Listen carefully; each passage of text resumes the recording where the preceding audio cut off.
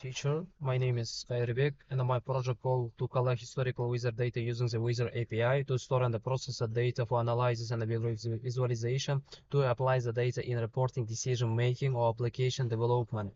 All of this it's ETL processes.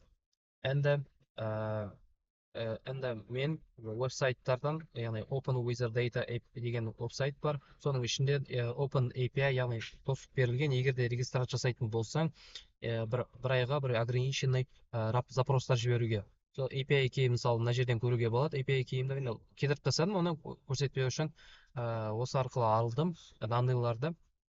Қандай данныйлар алдық десеңіз, признактар мысалы city, date time деген сияқты. Көбіне мен осы өзіміздің Қазақстандағы қалаларды Астана, Алматы, Шымкент, Жаңаөзен деген сияқты қалалардан алдым. Және олар жетпегесін ары қарай Ташкент, Бишкек, Душанбе деген, яғни біздің Қазақстанға жақын қалалардың погодный условияларын бойынша данныйларды алдым. Яғни даталарды мен бір айдың арасындағы даналарды алдым. Ол 24 сағат, яғни әрбір сағаттың ақпаратын алып отырады. Ол біздің бүгінгі мысалы 30-ы болатын болса, ол алдыңғы 31-іне дейінгі уақыттың аралығындағы даналарды жинап алды. Қандай данный десеңіз, ол city, date time, температураның мысалы қалай температура сезінеді, влажность деген сияқты, желдің жылдамдығы, және де желдің яғни направлениесі, оңтүстік солтүстік деген сияқты 90 градус деген, и кондишн қандай мына күні мына сағаттың арасында қандай күн қандай ашық бола ма, жауын бола ма деген сияқты болды. Енді келесісі мен қалай трансформ дата жасадым. Көбіне мен осы данныйларды алған кезде бәрі уже дайын болды. Өйткені метрикалары, CPC метрика деген сияқты бәрі бәрі дұрыс болды. И данныйлар уже цифровой форматта тұр көбі. Дайын болды. Мен date time деген болды. Тек date time'да алдында жылға, майға, күнге, сағатқа, и аптаның қай күніне, понедельник, вторник деген сияқты, и сезонға бөліп тастадым, айлардың сезондарына бөліп тастадым. Ары қарай енді ол алға қарай анализге байланысты, мысалы жазды күні погода қандай болады деген сияқты бөліп, көктем күні қандай болады деген сияқты алға қарай анализдерге өте пайдалы деп айтсам болады. Аутлайерларды одан кейін қарадым, числовой признактардың ішіндегі, и оннан аутлайерлар болды біршама, мынау деген сияқты. И бұл затты мен алып тастағым келмеді, өйткені ол алға қарай анализға керек болды. Өйткені аутлайерлер осындай датасеттарда, осындай погодный условиядағы датасеттерде көп кездеседі дейді. Яғни ол алға қарай анализға көмектеседі. И ол анализді мен алып та Mongo датабазаға салып қоямын, оны ары қарай анализ жасайтын адам өзі біледі деген сияқты. Так, мынау емес. Так, енді Юпитер ноутбукқа кіріп көретін болсам, мен өзімнің API жаздым, мысалы PyMongo'ны скачать етіп алдым. Одан кейін өзімнің библиотекаларымда жаңа айтқан Астана, Алматы деген ең алғашқы Қазақстанның қалаларын барынша жаздым. И одан кейін осылай әрбір қаланы қарап шығып, осы циклдармен, и ары қарай данный собирать еттім. И ары қарай соңында собирать еткенде 14856 сұрақ жинадым. Ол яғни жеткіліксіз болғасын алға қарай экстра сити, экстра қалаларда қостым. Экстра қалалардың бәрінің данныйлары жинағаннан кейін 22.296 данный шықты.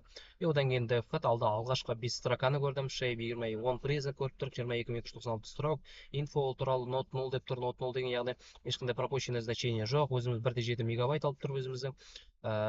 Они қаншалықты уникальный қалалар бар, міне мысалы. Ол Астана, Алматы деген жаңа айтқан өзіңіз көргендей date time, жаңа transform date time'ды date time'ды барынша to date time деген өзіміздің форматта енгіздім. Біз басында ол тек object болып тұрды. Одан кейін барып year'ға, month'ға ары қарай бөліп тастадым. И оны өзіміздің датасетқа қостым. Өзіміздің датасет қостым. Соңғы 5 строка, is no сум қаншалықты пропуск бар, пропуск жоқ деген сияқты, и дубликаттар сумның қаншалықты дубликаттарымыз бар. Дубликат жоқ менде. Кондишнның value count қаншалықты жарық күн болып тұрады, қаншалықты таза күн болып тұрады деген сияқты, и көбіне осындай көрініп тұр. Енді ары қарай мынау енді аутлайерлерге байланысты диаграмма boxplot деген аутлайерларды көрсетіп тұрады. И ары қарай уже load процесс қаншалықты load жасадым. И мына жерде мен все записи по городу Астана деген сияқты Астананың қаншалықты Астана бар қаласы Астаналардың тек сондай данныйларды жинақтап алу. Мына 90 облачностьтың 90-нан көбірек, мысалы GT деген ол greater than деген сияқты 90-нан көбірек, и оның тек бесеуін алдым. Енді дата базамызда бар ма жоқ па, оны қалай тексереді десеңіз, енді неге кіреміз? Қазір ой, мына жерде жоқ екен. CMD. Так, мына жерге Mongo деп жазып өзімнің терминалға кіру керек. Одан кейін Mongoшпен доступ алып show database, show GPS десең, өзіміздің дата базалары көрсетіп тұрады. Ол Wizard database осында тұр, яғни біздің дата база уже сохранен десек болады. И оның collectionдарын көретін болсақ, collections уже show collection. Так, бірінші дата базаға ауыстыру керек. Use Wizard database и уже show collection жасауға болады. Show collections. Wizard data деген, мына Wizard data деген коллекция бар ішінде. Яғни біздің данный уже дата базада сохранен.